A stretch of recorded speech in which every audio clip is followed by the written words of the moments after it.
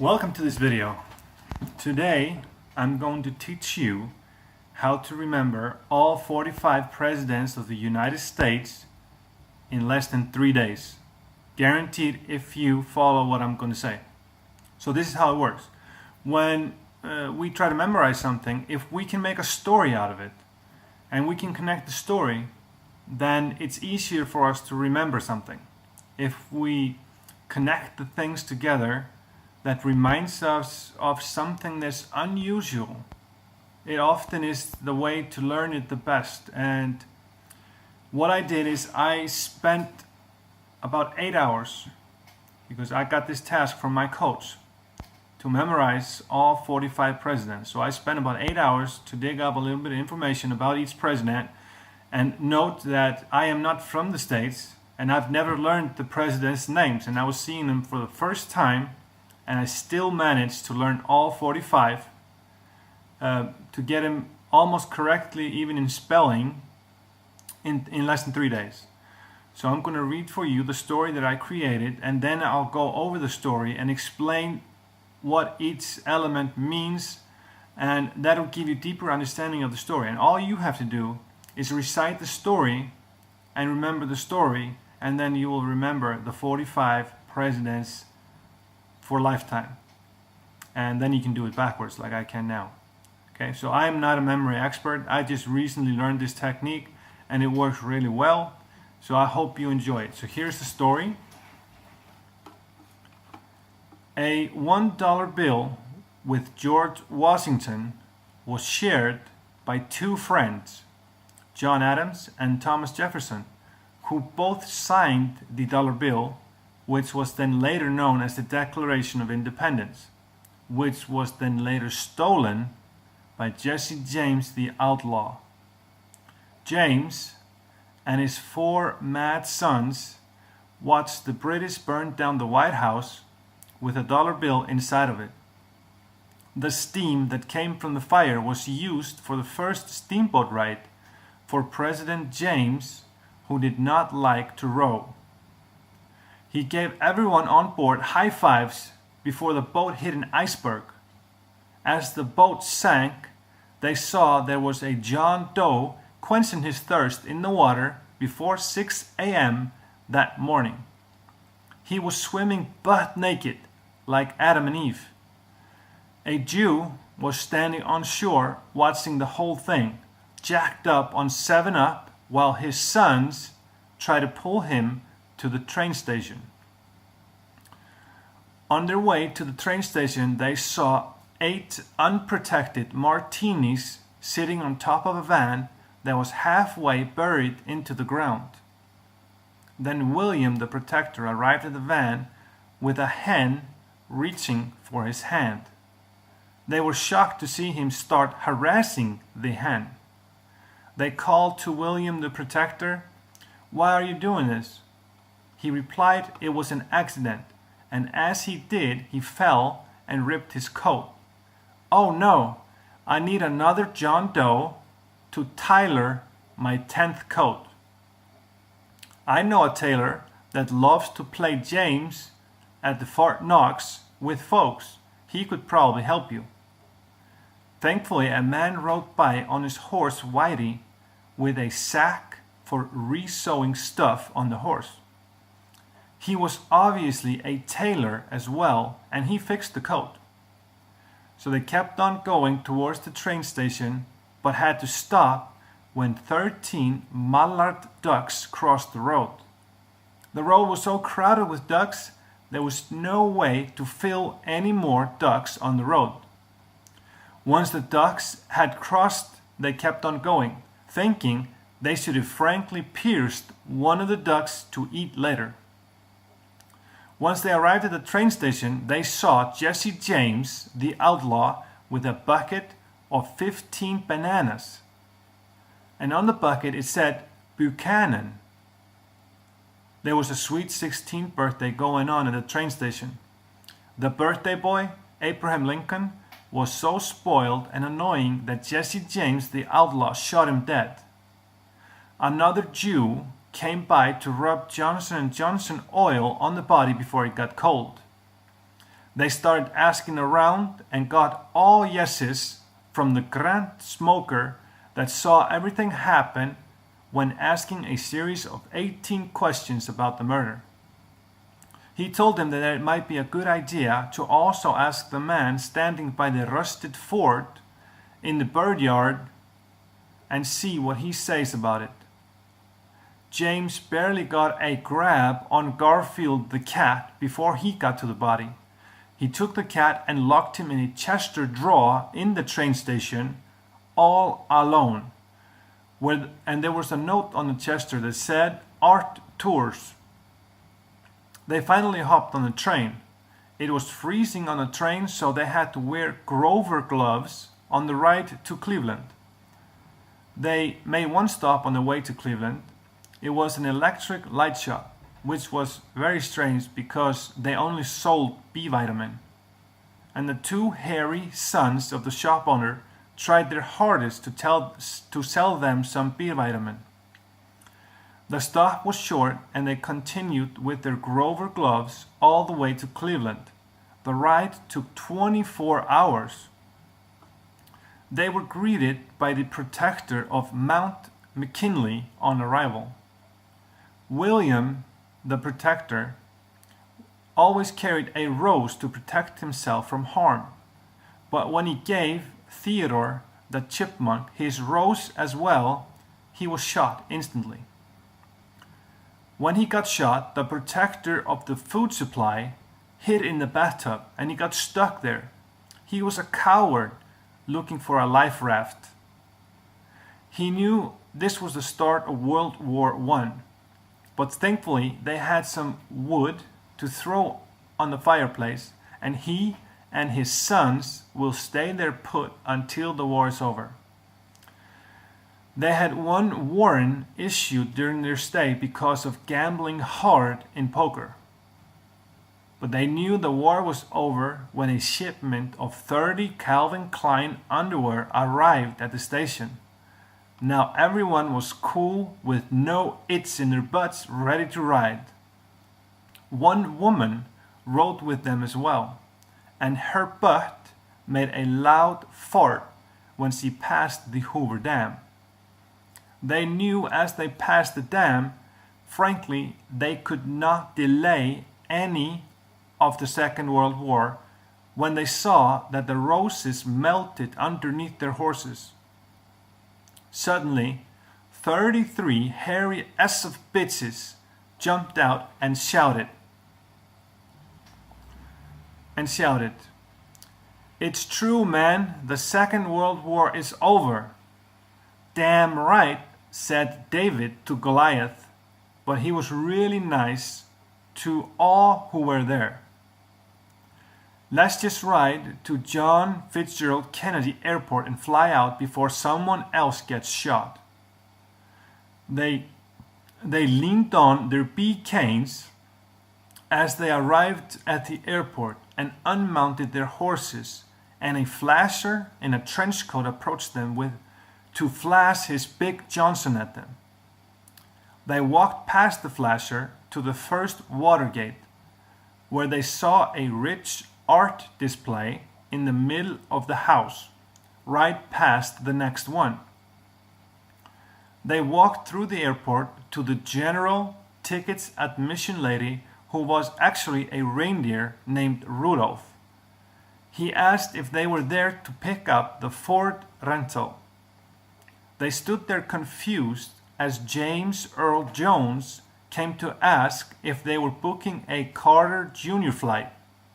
"No, we just want 40 Ronald McDonald burgers.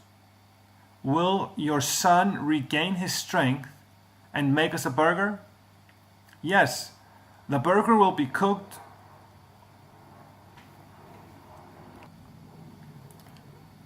"Yes, the burger will be cooked on a George Foreman grill.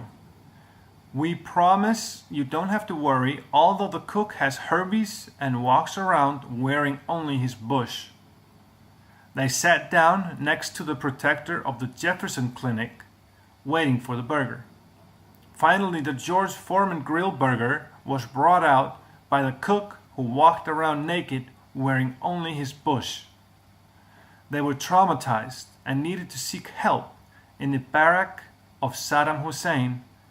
They needed some Obamacare. The treatment was to watch Donald Duck cartoons for 45 days straight until they were put in aftercare in a Trump tower. And now to explain the story for you so you'll have a better understanding of the story and get what the names of the presidents are. And I'll put them on the video as I go through them. A $1 bill with George Washington was shared by two friends, John Adams and Thomas Jefferson. So the first president is George Washington. The second two are John Adams and Thomas Jefferson. And in the story it says, who both signed the dollar bill, the dollar bill from the story, which then later became known as the Declaration of Independence. They are actually the two presidents that did sign the Declaration of Independence. And then I add something in the story which is odd, I say which was then later stolen by Jesse James the Outlaw, and that's to remind you that the next president's first name is actually James. Then we go to the next line and it says, James and his 4 mad sons watched the British burn down the White House with a dollar bill inside of it. So the next president and his 4 mad sons. So it's James, Madison, and 4 because it's the 4th president. The steam that came from the fire was, and while James, the British did burn down the White House, so that's actually a fact too. Then it says the steam that came from the fire was used for the first steamboat ride for President James. Again, he has the same first name, who did not like to row, and his name is actually James Monroe. He gave everyone on board high fives before the boat hit an iceberg. So this makes the story totally weird. But James Madison was actually the first president to ride a steamboat. So that is a fact. And he gave him high fives because he's the 5th president. As the boat sank, they saw that there was a John Doe quenching his thirst in the water before 6 a.m. that morning. He was swimming butt naked like Adam and Eve. So the 6th president, because it's 6 a.m., before 6 a.m., was John Quincy Adams. So John Doe quenching his thirst, and he was swimming butt naked like Adam and Eve. So John Quincy Adams. A Jew was standing on shore watching the whole thing, jacked up on 7-Up, while his sons tried to pull him to the train station. The next president is Andrew, so a Jew, and he was jacked up, and his sons were trying to pull him. Jackson. So Andrew Jackson, number 7. On their way to the train station, they saw 8 unprotected Martinis sitting on top of a van that was halfway buried down in the ground. So the 8th president with 8 unprotected Martinis, and the reason why I say unprotected, because then we're going to talk about the protector. And a protector is William. The name William means protector. That's why I use that. So you twine that into the story. So the 8th president is Martin Van Buren. So it was a half-buried van. Okay. The 9th president is right here. Then William the protector arrived at the van with a hen reaching for his hand. So he got a chicken that's trying to reach for his hand. A female chicken, hen. Or is it a young chicken? Doesn't matter. They were shocked to see him start harassing the hen. So the 9th president is William the protector. William Henry Harrison. He was harassing the hen. So hen reaching, Henry. Hen reaching for his hand, Henry. And the next is, so they called William the protector. Why are you doing this? He replied it was an accident, and as he did, he fell and ripped his coat. "Oh no, I need another anonymous John Doe to tailor my 10th coat." So he needs somebody.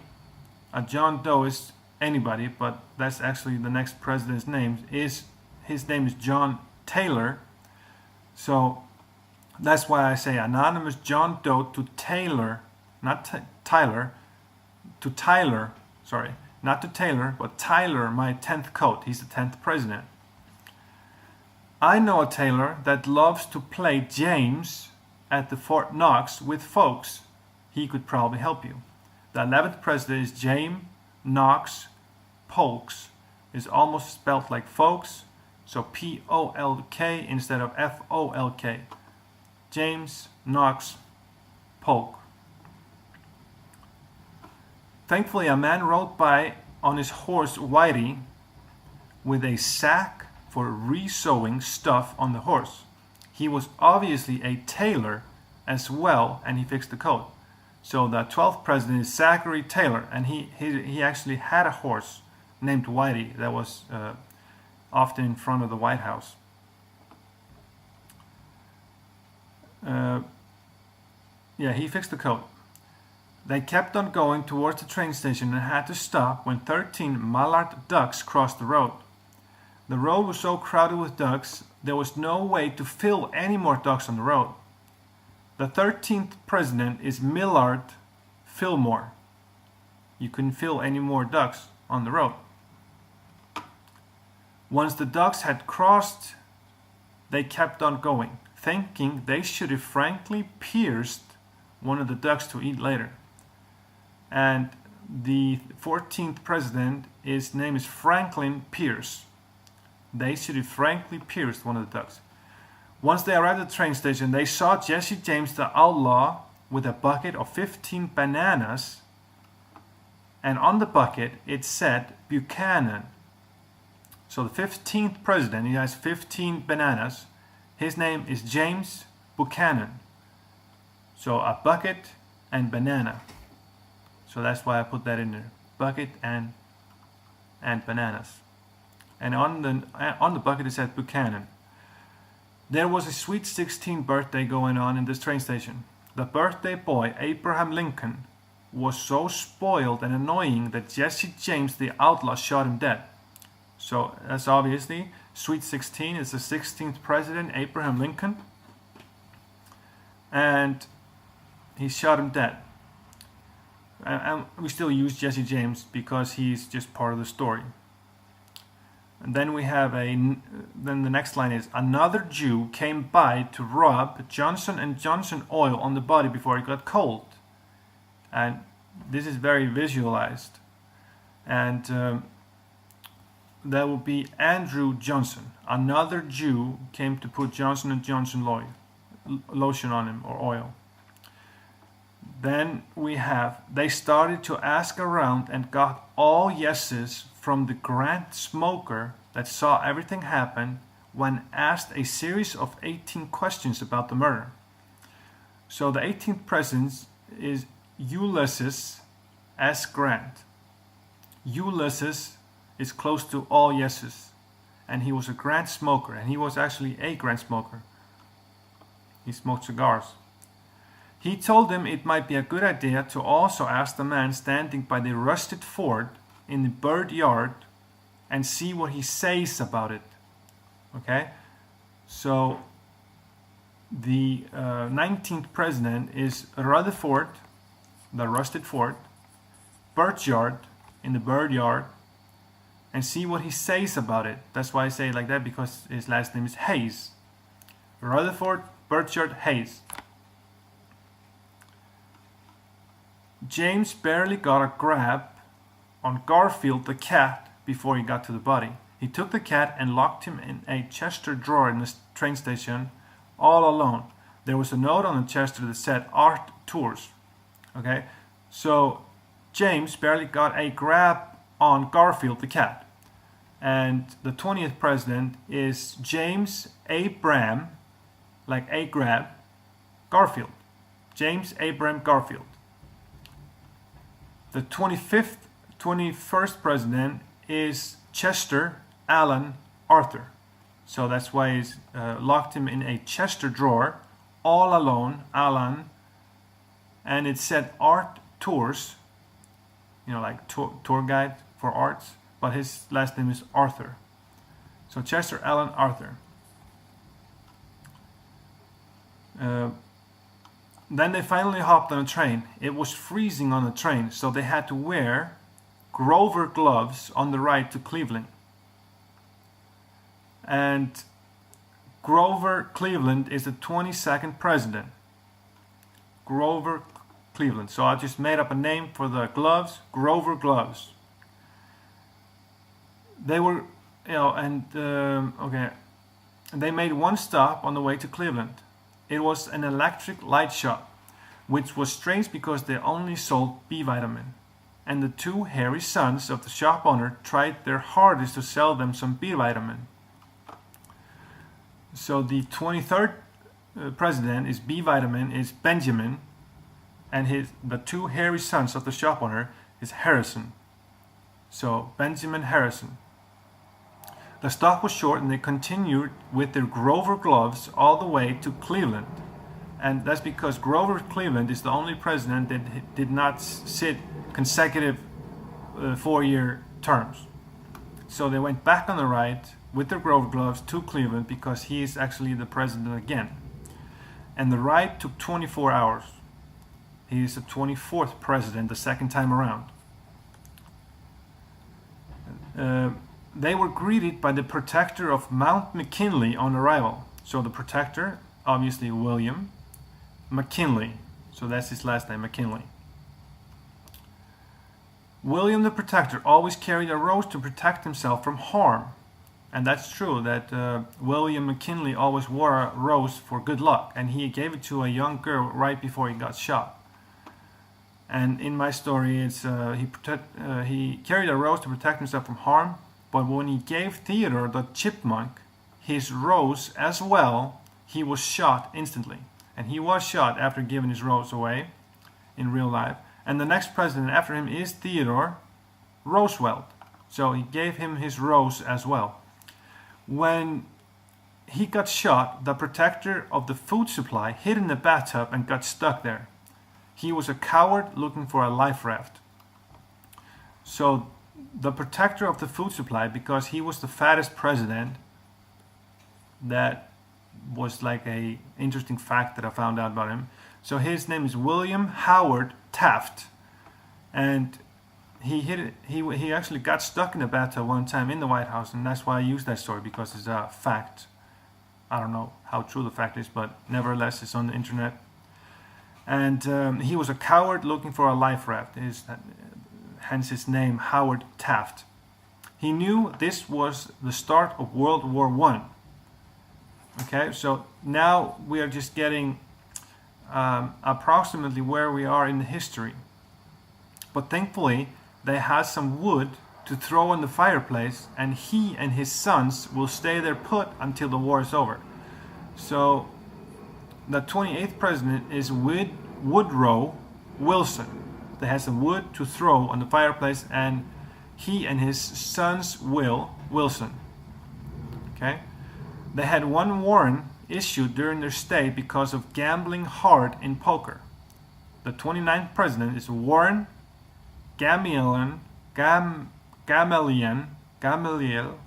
don't know how to pronounce it, Gamaliel Harding. So gambling hard in poker. They knew the war was over when a shipment of 30 Calvin Klein underwear arrived at the station. Now everyone was cool with no itch in their butts, ready to ride. So the 30th president of the US is Calvin Coolidge. So that's why it's Calvin Klein underwear, and everybody was cool with no itch, so Coolidge. One woman rode with them as well, and her butt made a loud fart when they passed the Hoover Dam. Now it's just an interesting fact in the story and rememberable. A woman rode with them, and her butt made a loud fart when they passed the Hoover Dam. So the president's name is Herbert Clark Hoover. They knew as they passed the dam that frankly they could not delay any of the Second World War when they saw the roses melted underneath their horses. The 32nd president is Franklin Delano Roosevelt. So it's Franklin delay any of, so Delano, when they saw the roses melted underneath their horses, Roosevelt. Suddenly, 33 hairy S of bitches jumped out and shouted, "It's true, man, the Second World War is over." So Harry S. Truman is the 33rd president. And then the story continues. "Damn right," said David to Goliath, but he was really nice to all who were there. Damn right is Dwight, and David said to Goliath, his name was Dwight David Eisenhower. So he was really nice to all who were there. So nice who were Eisenhower. "Let's just ride to John Fitzgerald Kennedy Airport and fly out before somebody else gets shot," because JFK did get shot. They leaned on their Bee.Canes as they arrived at the airport and unmounted their horses, and a flasher in a trench coat approached them to flash his big Johnson at them. So they leaned on their canes, but I say Lyndon because that's his name. 36th President Lyndon, Baines, on their Bee.Canes, so it's like made out of bees, but it's a cane. So Bee.Canes, they leaned on their Bee.Canes, Lyndon, Baines, Johnson. They walked past the flasher to the first Watergate, and now that's just a historical fact that the next president was linked to the Watergate, and we have gates at the airport. They walked past the flasher to the first Watergate, where they saw a rich art display in the middle of the house, right past the next one. So that would be Richard, Milhous, Nixon. They walked through the airport to the general ticket admission lady, and the 38th president is Gerald, so general tickets admission lady, who was actually a reindeer named Rudolph. He asked if they were there to pick up the Ford rental. So the 38th president is Gerald Rudolph Ford. They stood there confused as James Earl Jones came to ask if they were booking the Carter Jr. flight. So James Earl Jones is a famous actor, and the 39th president his name is James Earl Carter Jr. "No, we just want 40 Ronald McDonald burgers." "Will your son regain his strength to make us a burger?" The 40th president, 40 hamburgers, is Ronald Wilson Reagan. So regain his strength. Will your sons regain his strength? Wilson Reagan. "Yes, the burger will be cooked in a George Foreman grill. We promise you don't have to worry, although the cook has herpes and walks around wearing only his bush." And that's 41st President George Herbert Walker Bush. They sat down next to the protector of the Jefferson Clinic waiting for the burger. The 42nd President William Jefferson Clinton, the protector of the Jefferson Clinic. Finally, the George Foreman grill burger was brought out by the cook who walked around naked wearing only his bush. And that'll be George Walker Bush. Finally, they were traumatized and needed to seek some help in the barracks of Saddam Hussein. They needed some Obamacare. So that would be Barack Hussein Obama. And the last president, the treatment was to watch Donald Duck cartoons for 45 days straight until they were put in aftercare in a Trump tower. So obviously that's Donald Trump.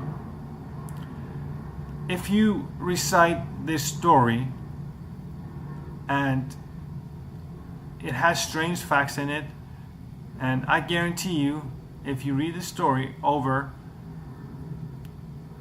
3 times each day, it'll take you 3 days to learn all the presidents' names. You might not get the spelling right, but you get their names right. Thanks for watching. Remember to subscribe and like the video. Thanks a lot.